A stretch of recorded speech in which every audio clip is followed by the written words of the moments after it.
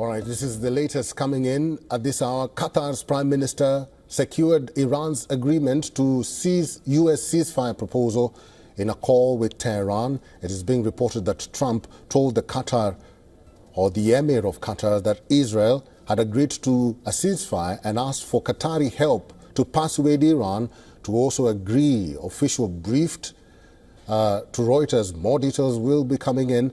And Trump and Vice President J.D. Vance discussed Iran-Israel ceasefire proposal with Qatar's Emir after Iranian attacks on airbase in Qatar a short while back.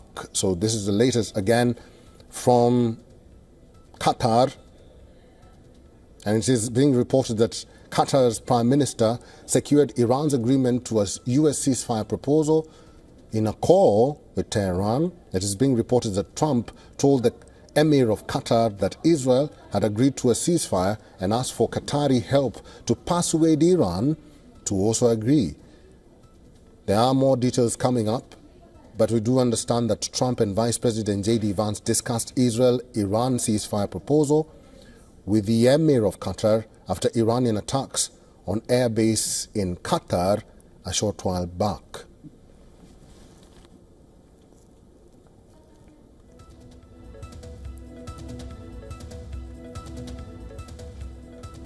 As it stands, this is how the situation looks like at this moment.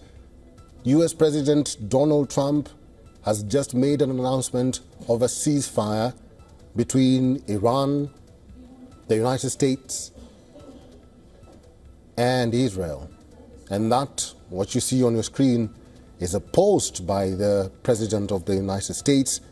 I'll just read again the statement to you. It says, in part, congratulations to everyone. It has been fully agreed by and between Israel and Iran that there will be a complete and total ceasefire. I'll give you the timelines. The timelines are approximately 6 hours from now, when Israel and Iran have wound down and completed their in-progress final missions. I now understand it's less than 5 hours.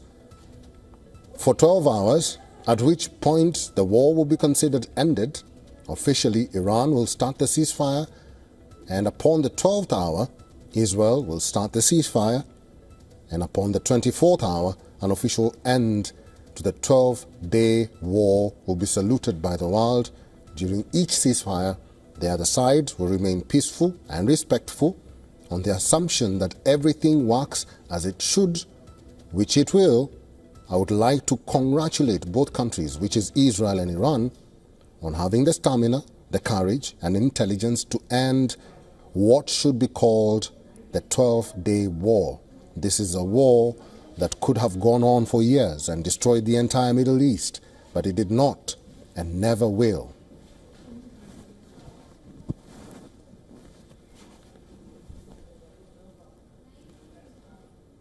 So as it stands right now, Iranian officials are stating that a ceasefire has been reached. We are waiting for word from Israel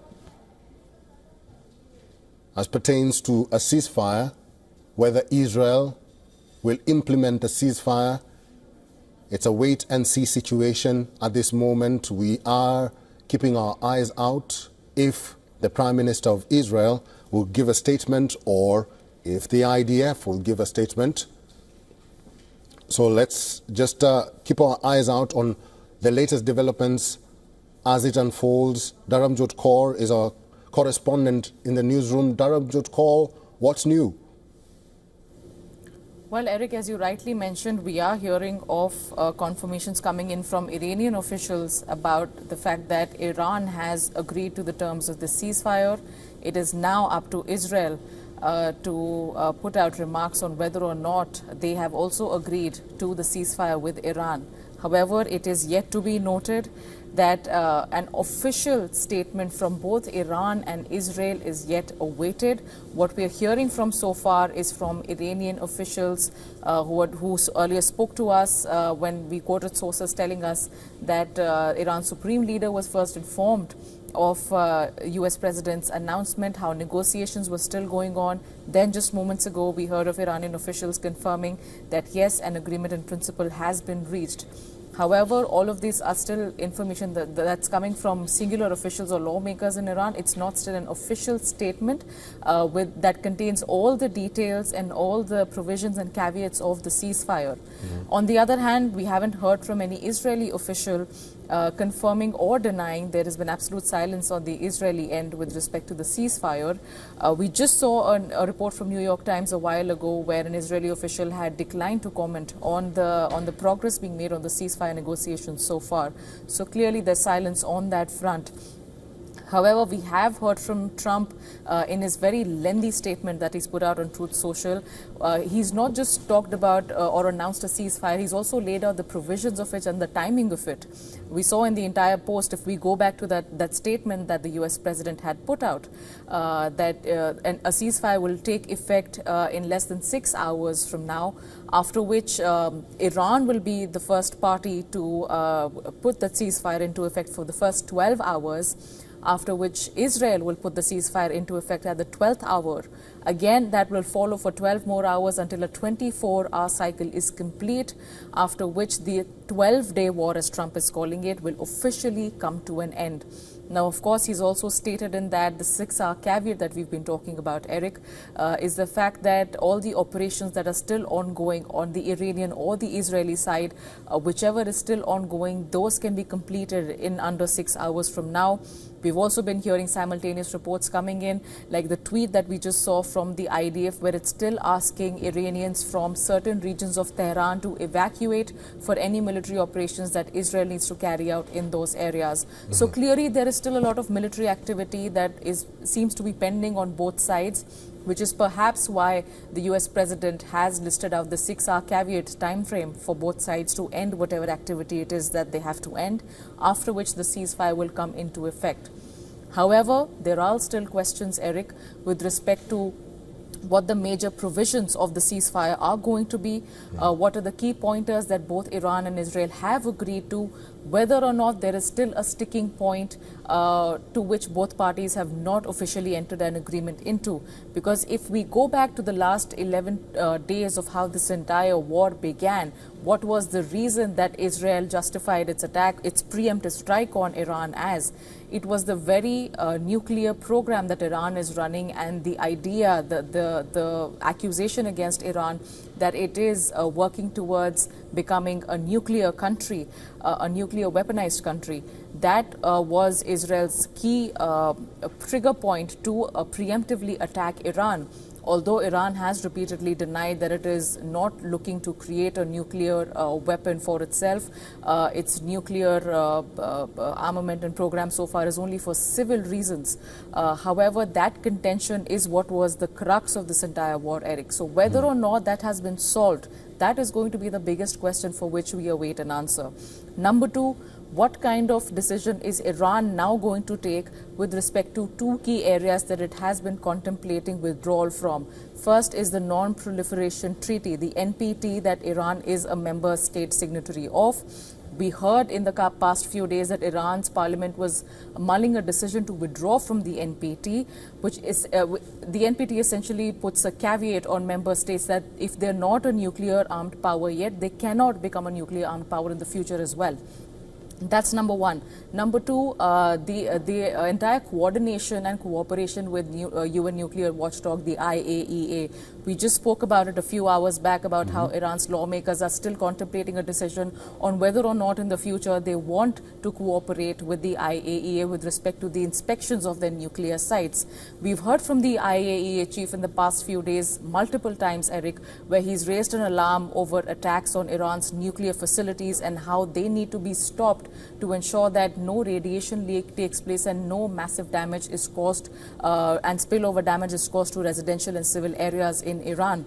So how all of this plays out is still a big question, and we still await answers, which is why the official statements from both the countries is something that everybody is keenly watching out for with respect to what Israel is now going to say, what Iran is going to say, and if at all there is a caveat or a sticking point that could possibly send the ceasefire deal south. Whether or not that has been worked out is the big question now. BJ, there's also something very interesting that I read to our viewers a while back. Qatar's Prime Minister secured Iran's agreement to ceasefire, U.S. ceasefire proposal in a call with Tehran. It is being reported that Trump told the Qatar or the Emir of Qatar that Israel had agreed to a ceasefire and asked for Qatari help to persuade Iran to also agree. That's very interesting. Absolutely, Eric. Clearly, I mean, there have been a lot of talks going on. We also reported in the past couple of days and also in the last few hours how U.S. officials have constantly been in touch with Iranian officials as well. And clearly, they have very openly been in touch with their Israeli counterparts. We've seen the close cooperation between U.S. and Israel in the past few days as well. But all in all, this just goes on to show that no matter what the situation was on the ground and the tough statements that were coming in at the forefront of everything, at the back, negotiations were still going on. Diplomacy was still something that all the countries were putting at the forefront in order to de-escalate the situation as fast as they could and as much as they could. Having said that, Qatar has clearly played a very important role in this. In fact, there was a very interesting statement that the Foreign Ministry of Qatar put out after Iran's retaliatory strike on American airbase near Doha. Qatar's Foreign Ministry said that no matter what strikes come in or what the situation is, we will still play our part as a negotiator.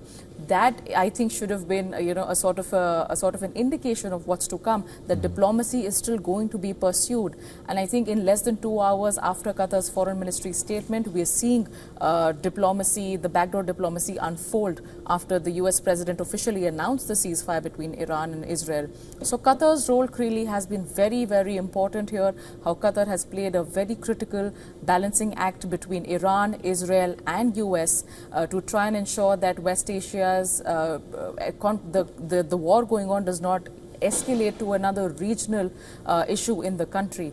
So clearly a very important role played by Qatar. But again, the question is, when will the official acceptance, remarks or whatever statement it is that Iran and Israel have to put out, when is it that we'll hear from their leadership with respect to what their official stance is on the ceasefire that has been announced?